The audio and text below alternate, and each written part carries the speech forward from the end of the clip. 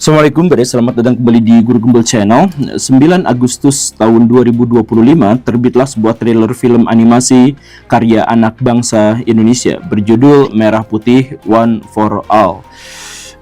Walaupun masih dalam bentuk trailer, film ini nampaknya segera mendapatkan hujatan dan caci maki dari berbagai kalangan, dari orang biasa sampai selebriti. Bahkan konten-konten kreator berlomba-lomba untuk menunjukkan dan menegaskan serta menjelaskan bagaimana ceritanya film ini begitu buruknya, dari mulai grafisnya, kemudian karakternya, suaranya, dan lain sebagainya. Itu kacau luar biasa.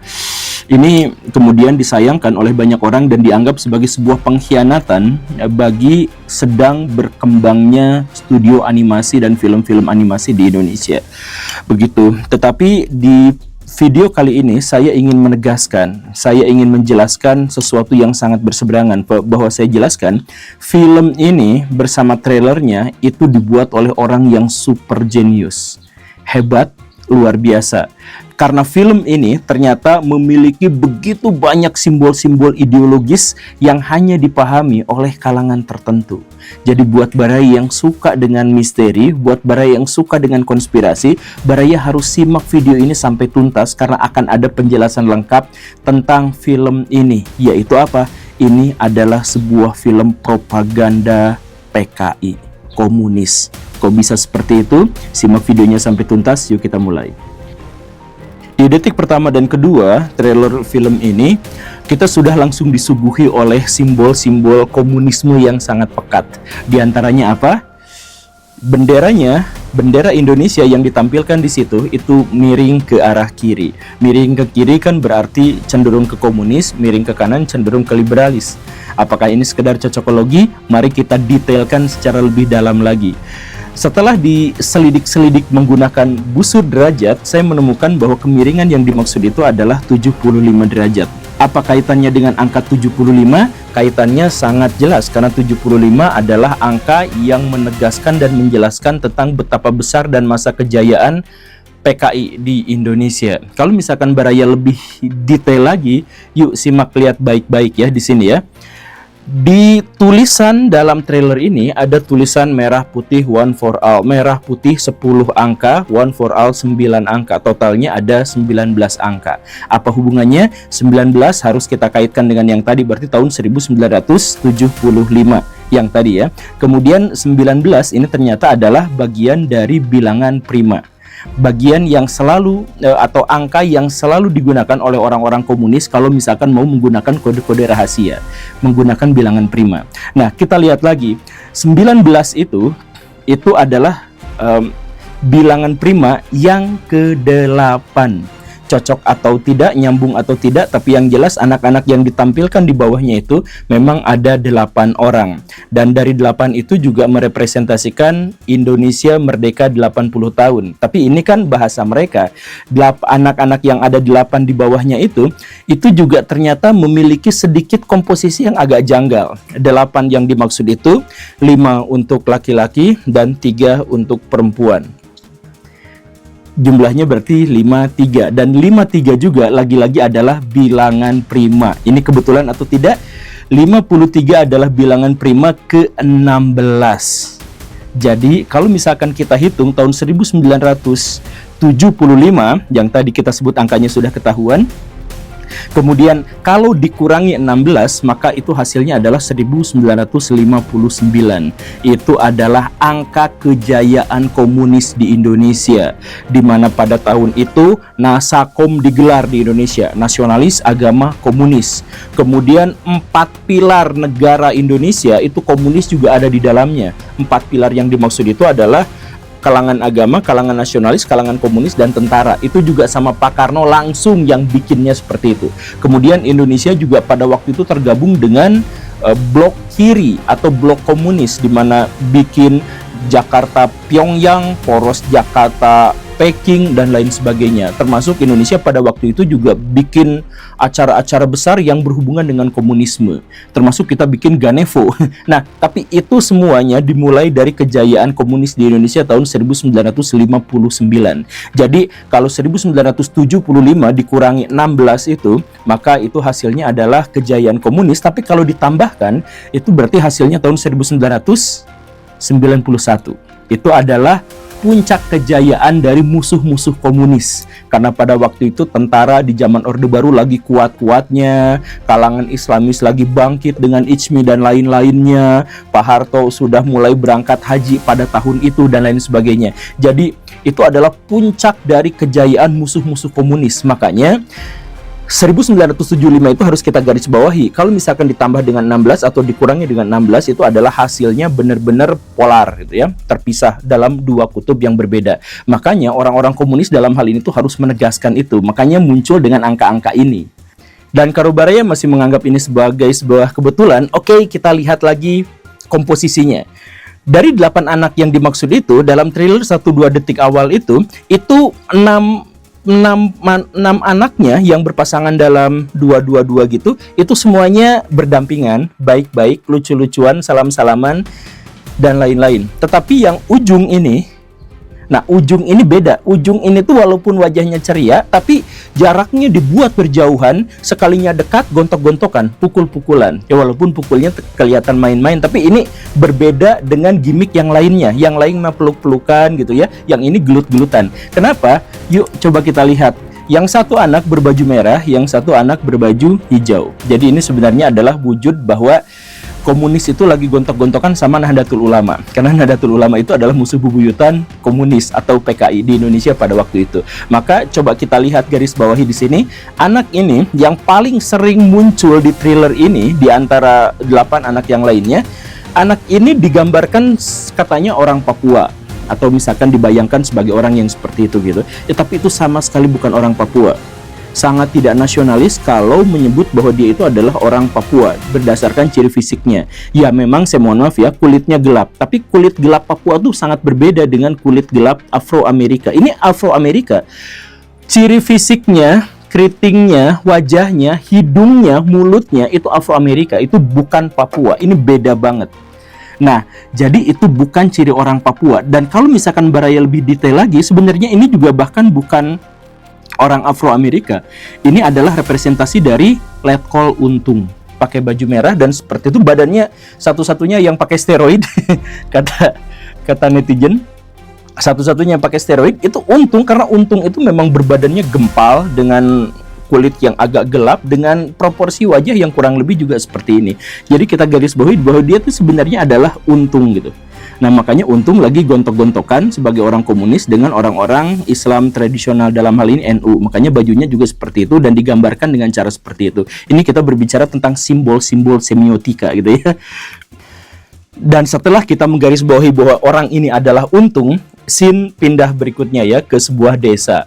Di sana desanya juga itu desa yang sangat-sangat janggal. Baraya silahkan kembali ke bangku sekolah, kemudian duduk di pelajaran geografi khusus untuk misalkan ciri masyarakat desa dan masyarakat kota. Di sini Baraya akan menemukan bahwa desa dalam scene video ini, dalam trailer ini benar-benar janggal. Salah satu kejanggalan yang paling kentara itu adalah di sini tuh ternyata orangnya heterogen sekali.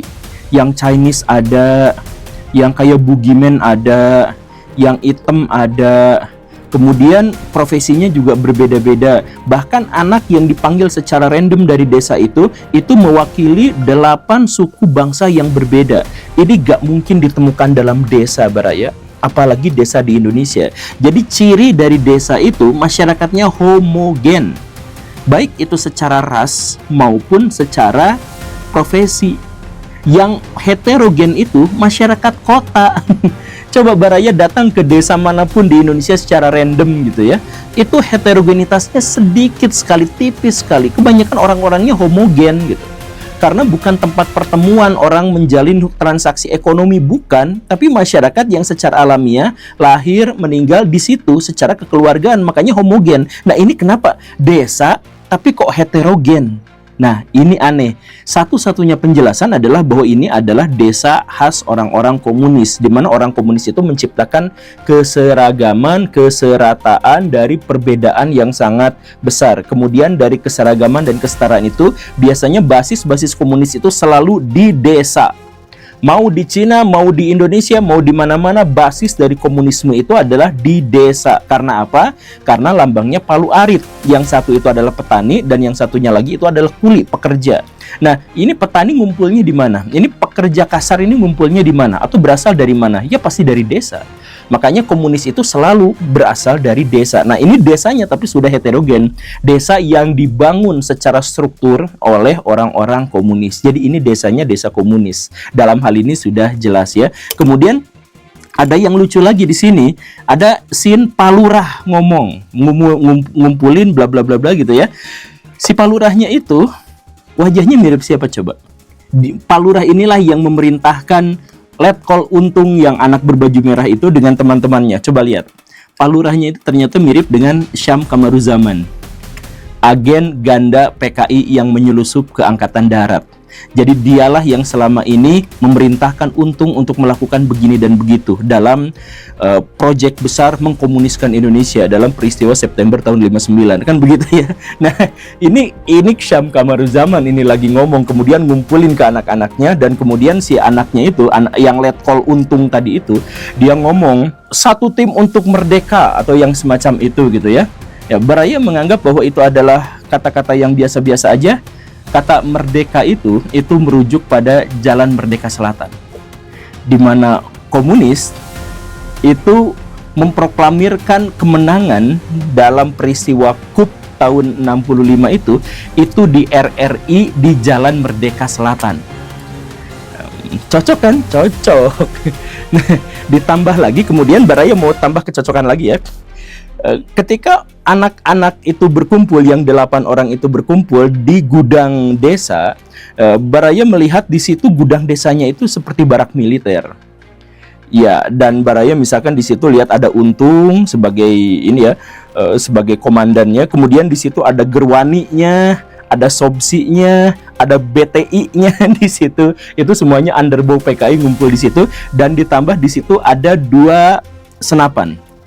Senapan yang muncul di situ, di scene itu emang tidak disengaja, itu emang sebenarnya bug, bukan, itu tuh asli dibuat di situ. Itu lagi-lagi adalah kode dari komunis. Kenapa seperti itu? Coba Baraya simak baik-baik, itu bentuk senjata apinya senjata apa? Itu adalah AK-12K dan AK-12SK. Dua-duanya buatan Soviet, Rusia. Jadi mereka itu untuk menciptakan sebuah gerakan yang akan dilaksanakan nanti tanggal 17 Agustus ya, bla bla bla segala rupa gitu. Itu mereka sudah mempersiapkan gudangnya, gudang senjatanya, dan senjatanya sudah disuplai oleh negara komunis paling kuat di dunia gitu. Jadi si Letkol Untungnya sudah mengumpulkan orang-orang dari Gerwani, dari BTI, dari mana-mana itu, semua underbow komunis itu untuk melakukan pemberontakan di tempat itu. Begitu kan? Nah, coba kita lihat scene berikutnya ya. Anak-anak itu kemudian masuk ke hutan untuk mencari bendera merah putih, katanya begitu ya. Tapi hutannya juga lagi-lagi ini janggal gitu ya. Janggal tuh dalam artian di satu sisi hutan ini menunjukkan hutan ini ada di pegunungan. Dilihat dari vegetasinya, dilihat dari jenis dan bentuk batuan-batuannya, kemudian dari kontur tanahnya, ini jelas pegunungan, area tinggi. Termasuk nanti kemunculan hujan itu juga adalah hujan orografis, hujan gunung gitu ya, kelihatan banget di situ. Tapi yang membedakannya itu di situ tuh ada banjir. Banjir yang air sungai itu sampai menutup jalan, dan orang-orang yang di situ kebingungan, wah jalannya ketutup. Ini aneh, di gunung tuh gak bisa banjir, tapi di sini kenapa gunungnya kebanjiran? Nah, nampaknya ini disumbat. Artinya apa? Artinya orang-orang komunis pada waktu itu sedang mau melakukan pemberontakan, tapi tiba-tiba dihalangi oleh kelompok-kelompok yang ingin mempertahankan Indonesia dari upaya kudetanya komunis. Makanya orang-orang komunis pas mau jalan, lah kok di gunung kok tiba-tiba ada banjir yang seperti ini gitu ya. Kemudian langsung ada scene berikutnya, di mana satu di antara anggota komunis itu jatuh kepleset, kepalanya kepentok, terus lehernya patah. Ya walaupun digambarkan tidak lehernya patah, tapi itu kedengaran suara patahan lehernya. Coba perhatikan. Bagaimana ini? Aduh. Kretek gitu ya. Kretek itu si leher patah itu. Kemudian sejak saat itu berkali-kali diulang ada repetisi menggunakan kata hati-hati, hati-hati, hati-hati gitu ya. Nah, berarti pada zaman itu komunis itu memberontak ke Indonesia itu digagalkan, dipatahkan, lehernya dipatahkan. Nah, makanya nanti kalau akan ada pemberontakan berikutnya lagi, itu hati-hati, hati-hati, hati-hati. Dan kemudian tak lama setelah itu muncullah scene tentang ular. Itu ular apa? Ular piton. Seharusnya digambarkannya itu piton, tapi itu lebih mirip seperti lorengnya tentara. Jadi lorengnya tentara itulah yang membuat gerakan komunis itu tertahan. Siapa yang menemukan ular dan kemudian balik lagi? Yaitu dua orang itu kan, dua orang yang saya anggap itu sebagai representasi dari Yon 454 dan Yon 530. Itu tentara dari Jawa Tengah dan Jawa Timur yang dibawa Untung untuk melakukan kudeta. Tapi begitu dia nemu ular langsung bari lagi ketar-ketir gitu ya. Jadi si ular yang dimaksud itu mungkin RPKAD dari Bandung karena tiba-tiba muncul ke situ gitu ya. Nah, itu simbol-simbol berikutnya. Dan kemudian setelah itu barulah ketahuan bahwa benderanya itu tidak mudah didapatkan. Karena bendera itu disandra oleh seseorang yang kemudian marah. Kenapa kamu melepaskan burung? Nah, jadi dalam scene sebelumnya itu kan ada kelompok anak-anak komunis itu lagi melihat burung. Burungnya warna merah. Kemudian dikandangin. Si burung itu dilepaskan agar dia terbang. Nah, si burung itu merah, merepresentasikan komunis yang ingin membebaskan diri untuk balik menggantikan Garuda Indonesia. Begitu. Makanya bunyi dari burung itu suara monyet.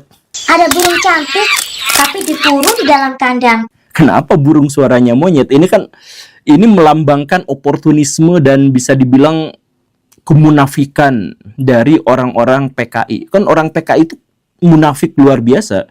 Maksudnya dia jilat sana jilat sini. Kalau misalkan Baraya yang ngerti sejarah ya, itu jilatannya tuh kuat sekali gitu.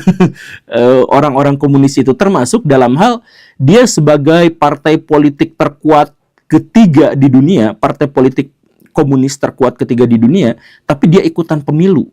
Dia mencoba masuk ke parlemen. Ini kan munafik banget. Bahkan ada partai komunis yang murni, murba, itu justru mereka musuhin habis-habisan. Jadi ini sebenarnya PKI itu bahkan terhadap komunismenya aja dia munafik gitu.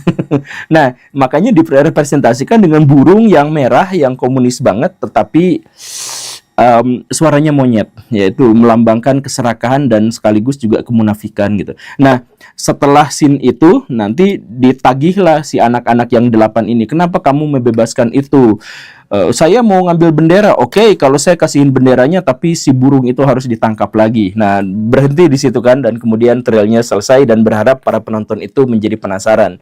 Jadi apa yang akan diambil oleh Letkol Untung? Jadi pada waktu itu sebenarnya adalah kesepakatan. Tentara datang ke situ, menghentikan dan menggagalkan upaya coup dari Letkol Untung, kemudian nawarin, lu masih boleh hidup di sini, tapi hilangkan, abaikan, lenyapkan semua identitas komunisme dari muka Indonesia. Jangan sampai ada lagi. Tapi kalau tidak mau seperti itu, maka akan dihabisi sama sekali.